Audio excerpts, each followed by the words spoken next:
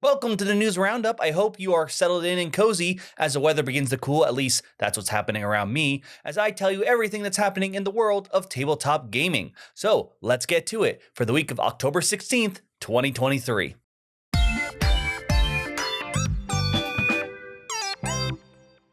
Our first story is going to be about Mythic Games and how right now it's looking pretty dark for them and their Darkest Dungeon Kickstarter game.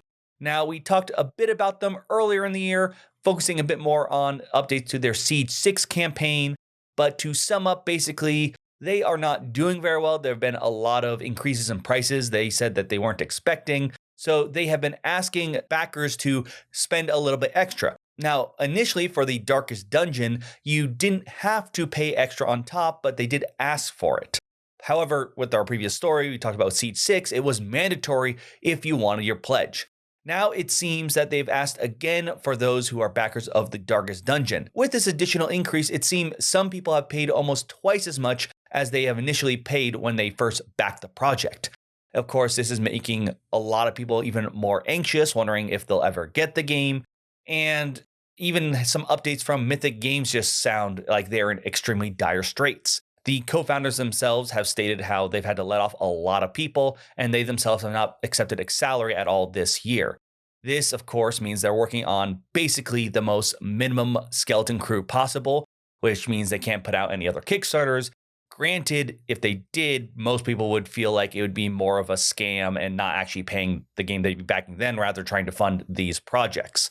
Overall, it's just showing more and more how a lot of these companies we knew that made games that were well received or at least very popular, but because they were so focused on crowdfunding, it seems that with everything going on, it's just not a viable business model anymore. Now, we have seen some companies pull through. One of the most recent examples that did actually something similar would be Peterson Games. Cthulhu Wars did something similar where they had pallets where you could pay extra to help them get it and shipped out. But they made a deal with Catalyst Lab Games, which basically solved most of their problems, and it seems to help them find a way for them to make games while having an already well-established company help work on the production and shipping. So that seems to be at least one way that these companies could sort of find a much more successful path. We don't know if this is a route Mythic Games will want or even can take, but it seems to be at least that I can think of the real only successful story of all these Kickstarter companies we've talked about here, at least this year. I feel like I've talked a lot more about ones going bankrupt and out of business rather than ones that have been able to pull up from the dive bomb. That all said, there is one thing I did find interesting in the article I read about this. One asked of what's going to happen after Darkest Dungeon, after they successfully get the funding for it. The co-founder did mention that they're looking at the Rise of the Necromancer next as the one to try and get out. And they said maybe in November. So that does imply, of course, maybe is not as solid, but the fact that they even mentioned a month this year is something I think of interest. And I mean, so by the end of October, are we going to hear about the Darkest Dungeon actually being shipped out? Or am I just being way too positive and this is going to be something we're going to keep hearing about where this game is till the end of this year? I haven't backed either of these games, so this has not been something that's been eating away at my mind. But if you backed any of the recent, in particular, Siege 6 or Darkest Dungeon games, you can let me know and everyone else in the comments what you think the outcomes of these games will be. So Dune Imperium is a very popular board game, one that I loved as well, and Direwolf recently announced that they have a sequel coming out, Dune Imperium Uprising, which will coincide story-wise with being a sequel with everything that happened with Dune Imperium and following, the Dune story. Now, apparently they held a special private tournament, which was by invite only for people who are known to be very highly skilled at Dune Imperium. And it turns out that none other than very popular YouTuber Mr. Beast won the tournament. This was a cash prize tournament, and he did win $10,000, though from what I read, he donated back to Direwolf for another tournament. I don't know for any kind or specifically for the next or more public Dune Imperium Uprising tournament. Regardless, this is one of those stories where it's sort of like, look at this much bigger person, very excited in board games. And yes, this is, I think even Direwolf said this was sort of a media stunt to just get people excited about the game. This was inviting people who already were well invested into Dune Imperium, so they like the game. And from all accounts I can read, Mr. Beast does count in that group, that he likes board games and Dune Imperium, so it wasn't like he was just there for the sake of being there. Either way, I am very curious to see whether this does anything in terms of sale bump for Dune Imperium Uprising, because whenever someone this big and famous shows interest in a hobby, sport, what have you, there are plenty of examples you can think of. It causes a big spike in, and the reason that we're talking about this is because when someone really famous like Mr. Beast shows interest in something and then everyone else is like, oh, what is that thing? It causes a big boost in not even just sales, but just visibility, popularity. So I'm really curious to see if in the months leading up, because we're going into holiday season when the most purchasing and buying happens, if we start seeing a much bigger increase in board gaming and whether this could be contributed to it. Either way, this is something we're going to have to wait a little bit before we see some final numbers. But for now, we can congratulate Mr. Beast for winning the tournament, as well as everyone else who participated, because just the fact you participated was Direwolf acknowledging you are a very good player. Now, for those of you who've been interested at all in Magic the Gathering, are probably well versed in the fact that it's actually very confusing to know how many different products are being released. Many people have stated how there is a bit of fatigue with Magic players, not just with the amount of different sets released, but what's in them. There's many different booster packs. There's many different decks you can buy. Some are collectors, some are masters. You're not really sure what's going on. Though two of the main things, booster packs, were split a while ago to have draft packs and set booster packs. The draft boosters were used, more for drafting. They're what Magic packs originally were set up and built as. Set boosters were more probably tuned for the commander style players who just need one copy of a card and maybe one that looks nice, at a much more affordable price compared to their collector's edition packs, which tend to go more around $20. To help solve this mess, they have now announced they are getting rid of both draft and set boosters and replacing them with the new play booster. This new booster will still be draftable, so you can use it for that limited style gameplay, or you can have just as much chance of getting a lot of weird strange cards from older sets from a special list in these boosters that will be playable in those limited formats. There is going to be a new way that they're sort of laid out. There's still going to be commons, uncommons. You're going to have a card that can be from the list. The list, though, is going to be much smaller, more curated, so to speak. And that way they can probably put in more desirable cards rather than this giant list that could hit you that really nice big card or a common from a set that no one has ever cared about.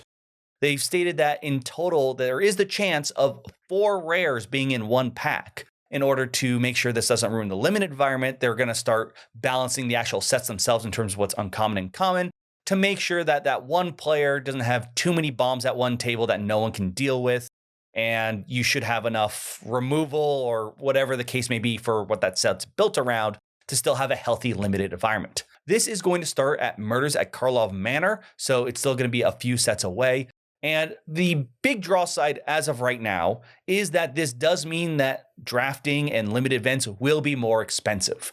This will be priced a bit more at set booster prices. Set boosters were more expensive than draft. So that is going to be one of the bigger drawbacks.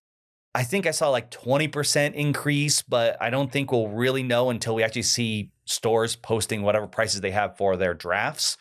Because as if you didn't know, Magic is notorious for no longer having an MSRP attached to their products. So it's not like that they'll say the MSRP of this product will equal this, and we can calculate what it means for a draft. Now, as long as these aren't too crazy, I feel like I'm monkey paw wishing when I say that. That's half the time with these things. Now, outside of that price increase I talked about, I understand where this comes from. Like I said, a lot of confusion, different kinds of packs, and when you're at the store, which one was which one we want. And this way also for the local stores, you just buy that one box. You don't have to buy, well, how many set boosters versus draft boosters do I need to worry about kind of deal. Also on Twitter, Mark Rosewater, who's one of the head designers, basically said, if we didn't do this, we're going to lose draft packs. Draft packs cause too much confusion, problems, and this was the compromise rather than actually losing the whole draft format, which, at least to me, sounds much worse. But of course, this could, once again, fall under a monkey paw situation. We'll have to see when it comes to the actual pricing itself. Either way, though, if you are interested in Magic the Gathering and just got confused in terms of just the number of different products, hopefully this will help lessen it a little bit, where there's only Well, there's still two packs. You have to worry about the collector's packs, but there's such a large price difference. Hopefully, when you realize one of them is $20 while the other is going to be significantly less. I hope. Now we've got two new stories, both trading card game related, and I'm going to combine them because I don't honestly think I'm going to say too much about them, but I think they're just something interesting updates regardless. First, for the Pokemon trading card game, I talked about the whole Van Gogh fiasco that happened a while back with the special Van Gogh Pikachu at the museum that was initially designed like, oh, let's get some kids and families here. And now it got swarmed in like just in a few days, it lost all its stock. Well, they're going to make more reprints and you'll be able to pick them up. You'll have to look online, whether it's a Pokemon Center or maybe they'll have some other game stores that can carry it with a purchase of $30 or more.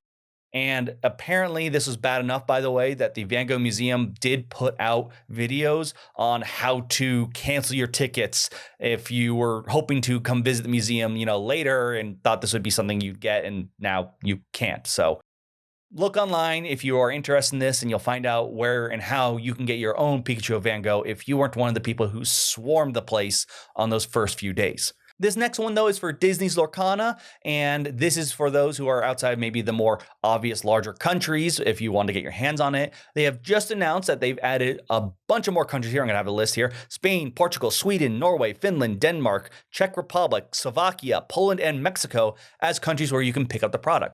They also plan to add Italian as one of the languages to be printed in starting in the third set. Currently, though, it is still just English, French, and German.